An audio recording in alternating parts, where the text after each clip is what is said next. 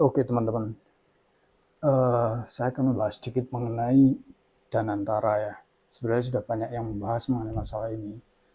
Cuman ini sebagai semacam another view aja. Saya hanya mengcompile dari beberapa pendapat dan beberapa literatur yang ada, yang saya summarize menurut view saya. Yang mungkin teman-teman juga sudah tahu apa itu Danantara. Oke, kita mulai. Apa sih sebenarnya Danantara? Danantara itu kalau menurut secara badan hukum dia adalah suatu superholding. Superholding adalah suatu pembentukan badan yang memiliki potensi besar untuk meningkatkan efisiensi dan daya saing sebuah perusahaan. Tapi backgroundnya beginilah. Kenapa Pak Prabowo itu membentuk Danantara? Jadi mungkin latar belakangnya yang saya lihat adalah seperti kita tahu bahwa Indonesia itu punya banyak BUMN yang selama ini itu dikelola oleh Menteri BUMN. Ada Mandiri, ada BRI, ada BNI, Pertamina, dan lain-lain yang jumlahnya sangat banyak.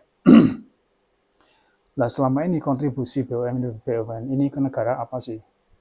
Kontribusinya adalah dalam bentuk dividen. Jadi tiap tahun, bukan tiap tahun sih, setahun bisa 2 kali, tapi kita summarize saja 1 tahun, itu mereka BUMN ini memberikan dividen, yang kemudian dividennya ini dimasukkan ke kas negara dalam bentuk APBN, dan itu digunakan untuk pembiayaan APBN. Nah, Pak Prabowo ini karena beliau adalah putra dari seorang begawan Profesor Sumitro, yang pada waktu dulu itu Profesor Sumitro sudah memikirkan dia ingin membentuk suatu badan sebenarnya untuk mengelola aset atau dividen dari BUMN ini. Nah, ini yang latar belakangnya Pak Prabowo membuat Danantara ini. Jadi secara prinsip adalah Danantara dibentuk untuk mengelola hasil-hasil dividen yang selama ini dihasilkan dari BUMN tidak langsung masuk ke kas negara, tetapi masuk ke suatu badan, yang badan ini bentuknya adalah Badan Pengelola Investasi. Tapi bentuk institusinya adalah superholding. Jadi superholding itu dia membawai beberapa perusahaan, yang perusahaan-perusahaan itu akan menghasilkan investasi atau pendapatan juga. Lah, tidak hanya dari dividen BUMN saja. Pak Prabowo juga memikirkan satu apa yang disebut dengan optimalisasi aset. Jadi pada waktu Pak Prabowo diangkat menjadi presiden, pertama kali dia lakukan adalah dia mengecek APBN, bahkan sampai ke tier 9. Jadi semua anggaran-anggaran yang tidak perlu, seperti perjalanan dinas yang menggunakan first class, kemudian rapat-rapat, sarasen yang nggak perlu itu dipotong, semuanya dipotong. Dan dari hasil pemotongan itu menghasilkan satu efisiensi yang nilainya pada saat itu sekitar 20 billion US dollar, which is itu sangat besar. Kalau dirupiahkan itu kira-kira 325 triliun. Sangat besar. Jadi, dari optimalisasi aset ini atau efisiensi ini, plus ditambah dengan dividen BUMN, itu menjadi modal awal dari Danantara ini. Nah, sampai di situ kita ingin lihat apa sih sebenarnya fokus dari Danantara ini. Danantara itu fokusnya itu ada 3 sebenarnya. Yang satu adalah pertama, dia untuk hilirisasi komoditas, yaitu nikel, bauksit, dan tembaga. Oke, kita bicara hilirisasi ya.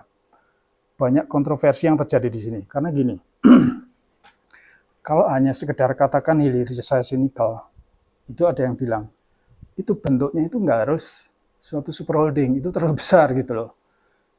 Mereka bilang bentuknya mestinya SPV. SPV itu adalah apa namanya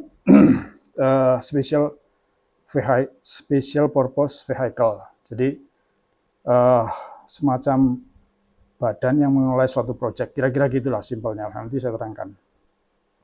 Cuman masalahnya adalah kalau Danantara ini hanya mengelola satu proyek, itu bisa dibentuk SPV. Tapi masalahnya bukan hanya hilirisasi nikel, nanti akan ada hilirisasi bauksit, ada hilirisasi tembaga, dan mungkin sumber-sumber daya lain. Itu hanya satu part dari fokus Danantara, yaitu hilirisasi komoditas. Yang kedua adalah akan fokus di teknologi juga. Teknologi yang akan mereka fokus itu ada dua hal. Satu adalah data center, mungkin pembentukan data center. Yang kedua adalah artificial intelligence. Ini another story, makanya tidak bisa dibuat suatu SPV.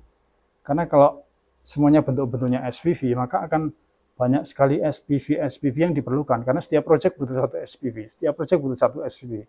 Itu akan complicated, makanya dibentuklah ini, Danantara yang bentuknya adalah super holding. Jadi dia memanage banyak proyek gitu loh. Yang ketiga, fokus dari Danantara adalah energi dan pangan. Dan energi pangan ini nantinya akan energi mereka akan fokus pada energi terbarukan, apakah itu bentuknya solar cell ataukah bentuknya yang lain. Kemudian ketahanan pangan, seperti yang kita ketahui sekarang melalui Menteri Pertanian, kita sudah mulai melihat bahwa panen padi dan segala macam itu sudah mulai peningkatan. Apa yang dilakukan Menteri Pertanian pada proses penanganan ketahanan pangan ini? Dia hanya meng-cut birokrasi distribusi pupuk dari pabrik ke petani. Karena selama ini dari pabrik sampai ke petani itu melewati banyak birokrasi, tanda tangan gubernur, tanda tangan kepala daerah, dan macam-macam. Sekarang di-cut langsung dari pabrik ke petani. Makanya langsung petani dapat pupuk, langsung bisa untuk tanam, sehingga produksi padi juga meningkat. Itu salah satu dari ketahanan pangan. Jadi simpelnya Danantara adalah semacam manajer investasi yang mengelola dana-dana hasil dividen plus dana-dana optimalisasi aset yang ada yang nanti akan diinvestasikan kembali dalam tiga hal tadi, tiga proyek utama yang nantinya akan menghasilkan profit, yang profitnya itu nanti akan dipakai untuk kepentingan rakyat. Oke, itu dulu teman-teman, karena sebenarnya kalau kita bahas Danantara itu akan panjang sekali. Saya batasi segini dulu. Mungkin ini juga penjelasan saya juga kurang, tapi part by part. Nanti video selanjutnya akan saya lanjutkan. Oke, sekian dulu. Terima kasih.